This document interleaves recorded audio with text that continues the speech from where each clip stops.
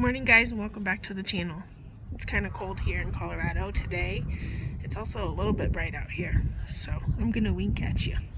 Anyway, Olivia and I are enjoying our coffee here outside before we get started in the garage today.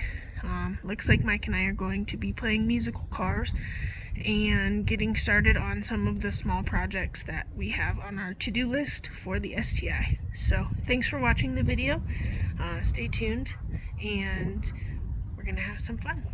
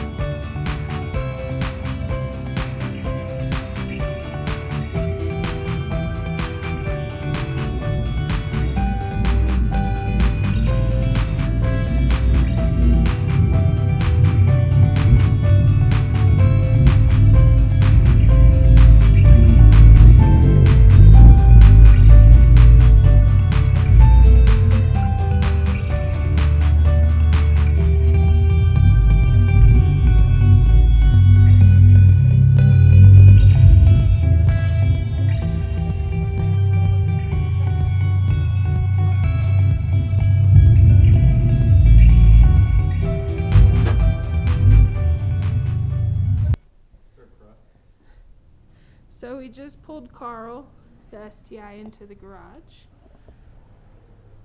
Hopefully when he comes out the next time, he will have an entirely new lifestyle. Alright, Godspeed, little guy.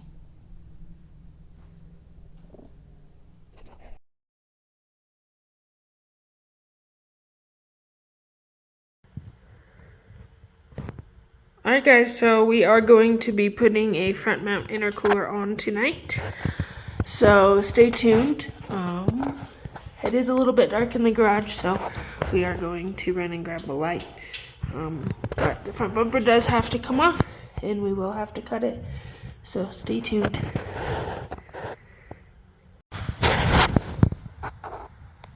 So the front bumper has been removed. Luckily we didn't put it back on fully, so it didn't take any time at all. Mike, do you think this bumper beam comes out and that's what we replace with that crash bar thing? I don't think so. I think we're gonna have to put that back in, but I don't remember. Well, we're about to find out, so stay tuned. We are going to, I say stay tuned a lot, sorry guys. Anyway, we're going to go with the Perrin front mount. So I had this on one of my previous cars and it fit great, so I'm excited to see how it fits on this chassis.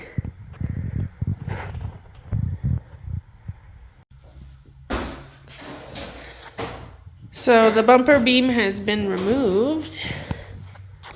Now we have to cut off these little tabs. So we are going to clean and paint this piece. I want to paint it a crazy color, but I don't really have time for that. So anyway, we are going to do that next. Mike gets to use all of his tools, all of his new tools.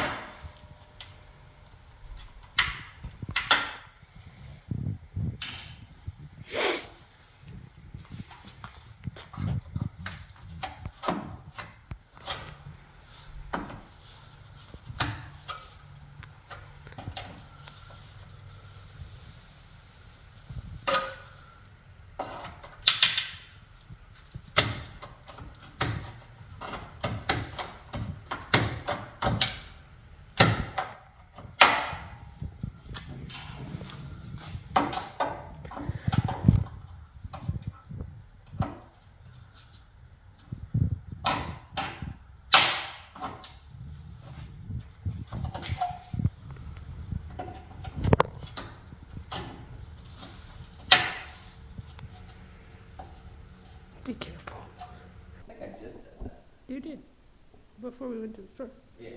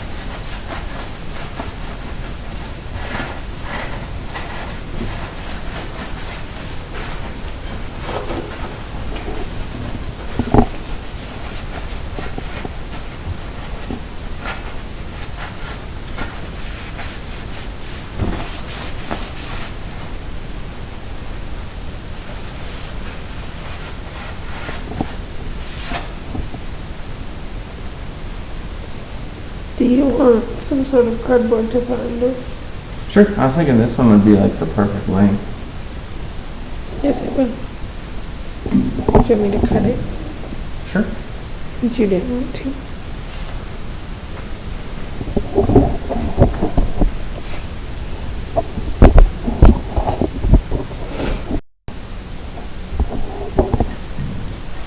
So will you explain what we did? Did you talk about the tabs we cut off? Yeah. Okay. We'll cut those off and slice some 5/16 steel line down the middle and put it on that thin strip like this just to protect the core.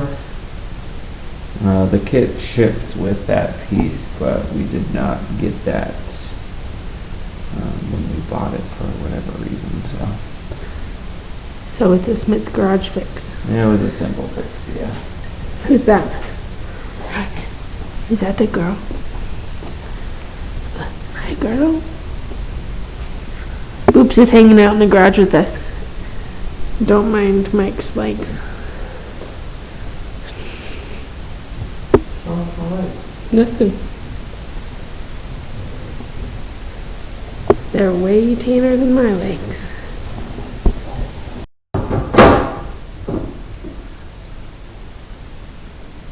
Is that one right up? I think that's where it would be. Yeah, it wouldn't be that high, I don't think. I don't figure think so. These holes are the same as where the beam was, and the beam did not sit that close to the headlights. No. And he had a peanut.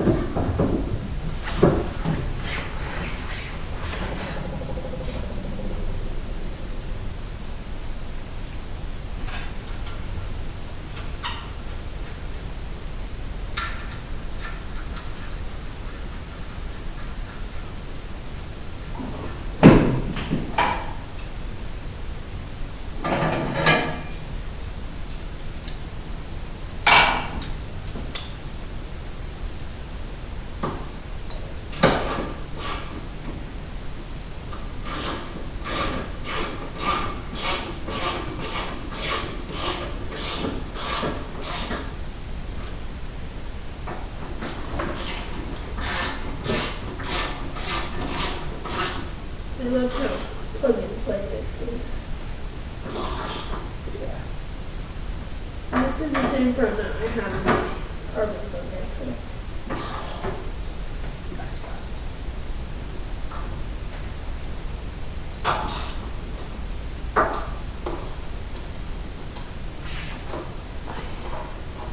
What's she doing?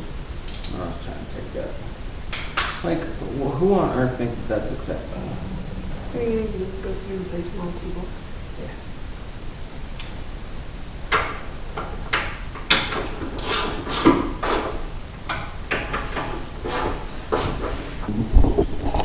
So what's nice about the Perrin kit is they provide you with this cross member replacement piece, excuse me. I'm not quite sure what happened just now. Don't make fun of me. Are you really, Michael? My knee hurts. Olivia wasn't willing to get that for you? No. Oh, okay. So, anyway, the front mount, I believe, bolts through these holes here. And then we aren't going to mount the piping quite yet.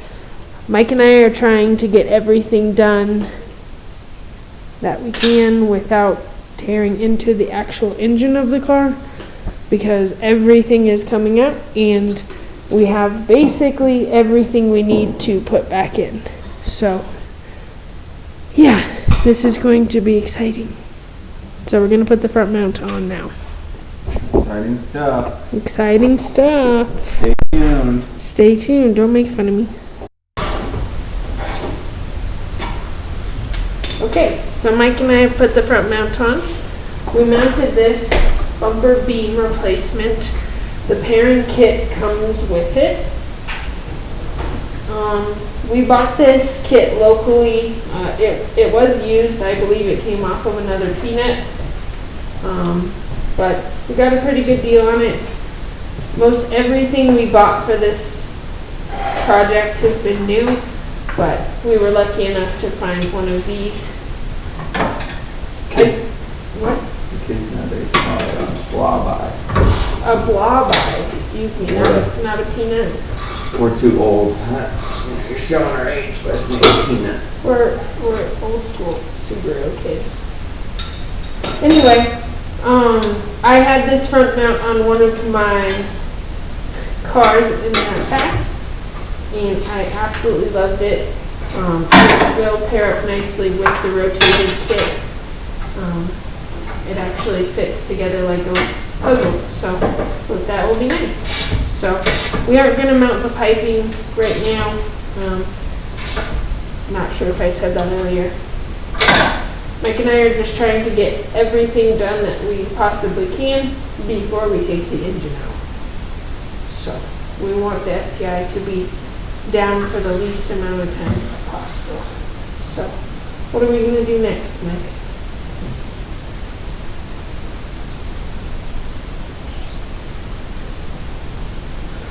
I don't know. Trim the bumper. So, of course, we have to trim the bumper for the front mount. So we're going to go ahead and do that now.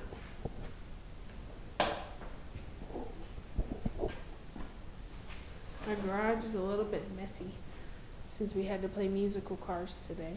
We have to take a few things downstairs. Too many projects going on in the Smith's garage. This bumper is quite messed up. One would think this is our poor wrapping skills, but this bumper is pretty mangled, so.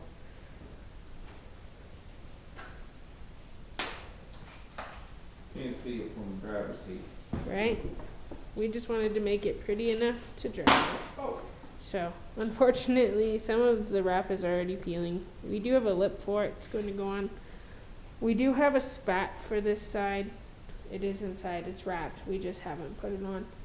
So, we'll do that here shortly and put our lip on. We did have to tow it home, as you saw in a previous video, and the tow truck driver was, he was a little bit older, which I'm not quite sure if he had been doing this very long, but he wasn't very good at his job, and that's where this little scuff came from. But anyway, we're going to cut this out, so stay tuned. Stay tuned. Are you laughing at me? I'm just laughing at it. That's my word of the day. It was like crusty and dusty that one time.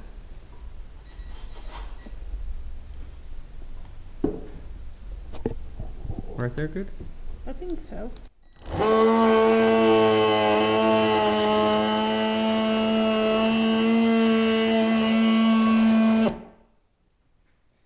So, Mike and I have finished cutting the bumper. We did cut about 2.5, maybe 3 inches off of this portion right here, all the way around. Not our finest work. we did mess up our wrap a little bit, so we're gonna have to go through and fix some of it. Keep in mind, this car is meant to be driven on a track, so honestly not too worried about the wrap and how it looks. So we'll kind of go from there. We have the splitter we're going to mount and a lip. So as soon as we get all of that mounted, we'll put the bumper back on the car for now, and then once we start mounting all the intercooler piping, of course it will come back off. So we will show you what that looks like shortly. I believe we're going to be installing some transmission parts as well, so that's exciting.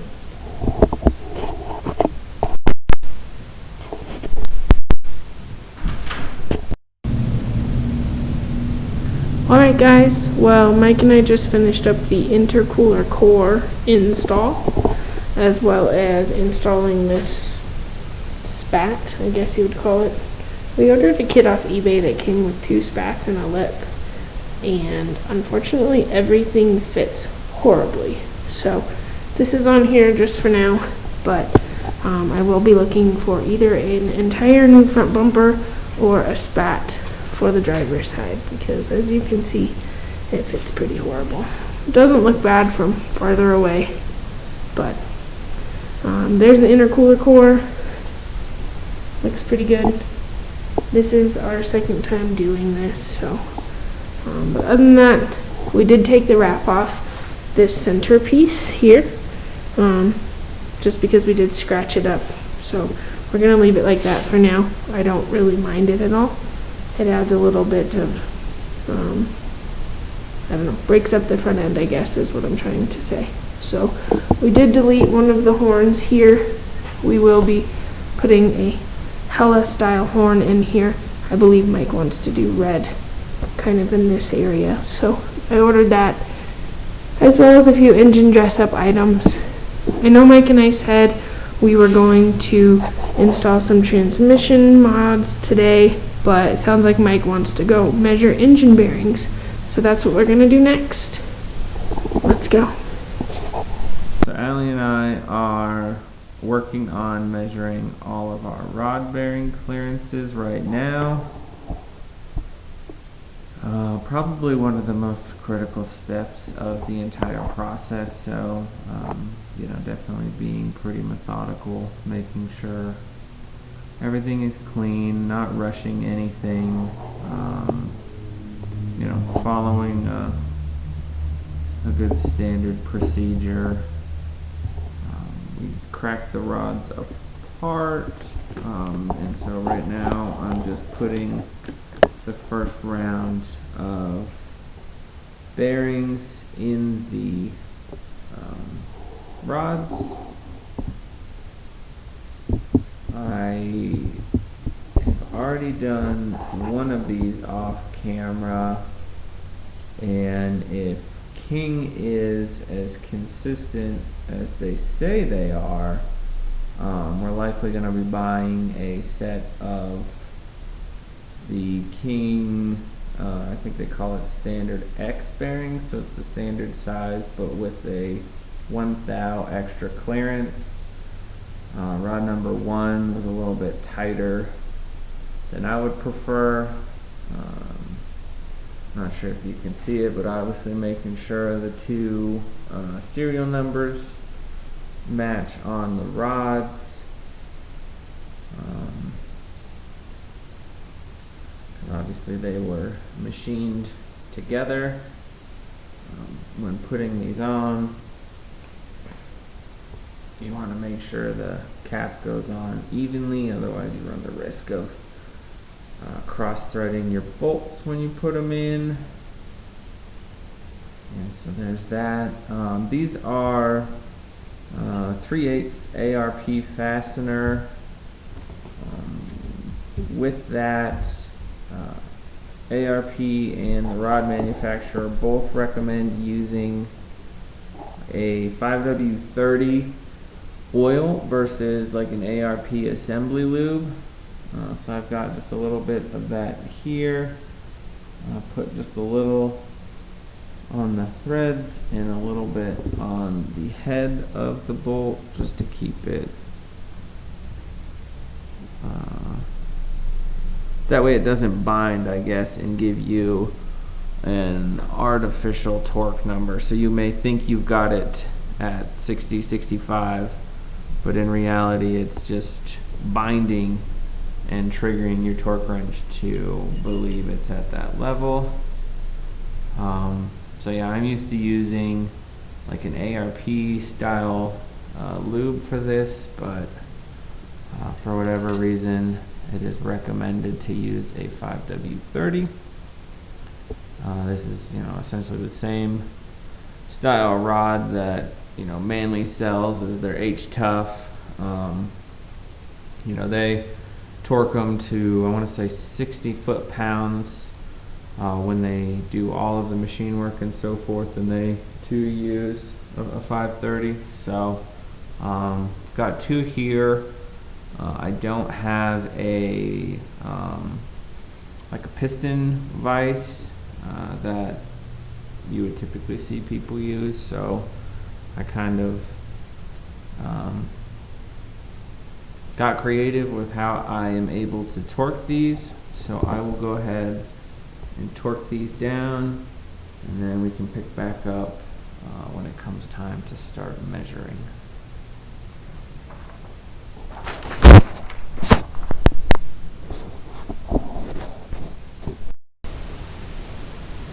Alright, so now I got these both torqued down,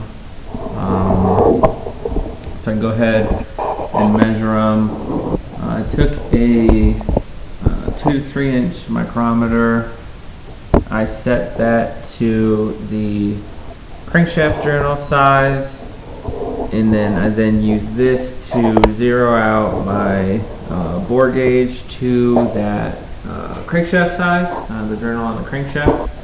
So now all I have to do is essentially get a reading after what it is beyond 0, and that will give me my rod bearing clearance. Ideally it'll be about 2 to 2.5 thousandths of an inch, excuse me. So I will go ahead and measure that and see what it looks like. And what is this tool called that you have in your hand? It's a dial indicator bore gauge. And where did you buy this? The internet. Yeah. And you haven't used one of these in the past, so. No, in the past when I was rebuilding stuff, I was already spending enough money. I just bought the whatever it was, plastic gauge? $2 pack of plastic gauge, and used that to bolt everything together. So this one again looks like it's about 1.5 thou, just like the first one. So in theory, if we buy the bearing set with the additional clearance, that 1 thou extra clearance should put it right on the money of what we're looking for. So sucks that we have to buy more bearings, but you want it to be correct. Yeah, I kind of knew that this was coming based on some of the conversations I've had. So 2 is again 1.5 versus a 2 to 2.5 I'm targeting. Jeez, they're so consistent. Yeah, and this one again is right at that 1.5. 1.45-ish. So, good on King for consistency. Just for us, not what we're looking for. And why is that? Why do we want to run looser tolerances? Oh, that's a whole. You don't have to answer my question with a politically correct answer, just with a safety answer. Okay, well, additional clearance. Is this a tough question? Well, Why are we running it? because one, we're gonna run a little bit thicker oil than the factory recommends. Two, we have pistons that are likely heavier than the factory pistons, given they're an oversized piston. We're gonna be making a lot more power, and so, in theory, the extra clearance is going to give you an oil safety net Okay. to, because obviously as it explodes, the crank journal is going to want to come in contact with the bearing. And you always hear people talking about spinning a bearing. Obviously, if you've got, these going around and the crank contacts the bearing, it's going to spin the bearing like you've heard. And so the extra oil serves as a cushion, so one, you don't hammer these bearings out, and essentially make them thinner and thinner. And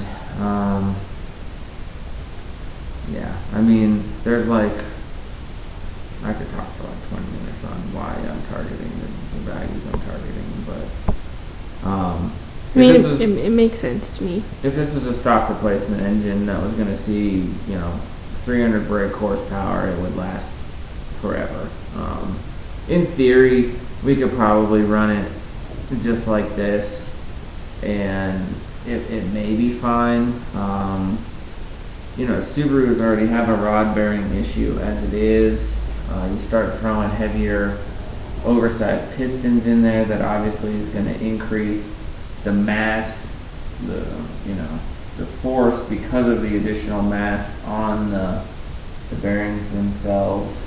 So Just give them a little extra room, extra clearance, extra lubrication. extra fluffy pillow is what I'll call it, because we don't, a regular pillow may be good for most, but We like that extra comfort. I like a little extra, yeah.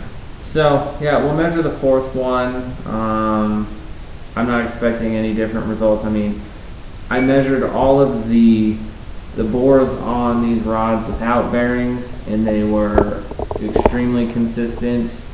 Oh yeah, where's your spreadsheet? And it's over here. So I went through and I measured, This is my husband, everyone. I documented all of the ID numbers, all of the weights, all of the bores without a bearing, obviously then with bearing. It was 68 degrees, 10% humidity. Because temperature makes a difference, because obviously metal expands and contracts based on temperature. I don't actually know what temperature it is in here right now. That might be a good thing to document. I would say it's at least 65. So In our insulated, heated garage. This is obviously, I'm going to fill this in on the computer, and once I plug in my values, it'll automatically calculate all of my clearances. I gave myself some target ranges. But it was pretty consistent on the rods. Bearings look to be very consistent. And so we'll measure number 4 and likely get a new set of rod bearings coming, and go from there. And then what's next? Next we will need to split the case halves, put the main bearings in, and do essentially the same thing. I've already measured the main journals on the crankshaft, so now we need to put the main bearings in the block, torque the block together, use this again to measure the size of the main journal, or not main journals, but main bores with the bearings. And so again, we can zero this out based on the size of the crankshaft, and then plug this into each of the 5 main housings, main journals, I guess you'd call it, and measure those clearances. So that's not a ton of work, but is a little bit involved, so we'll jump into that one next.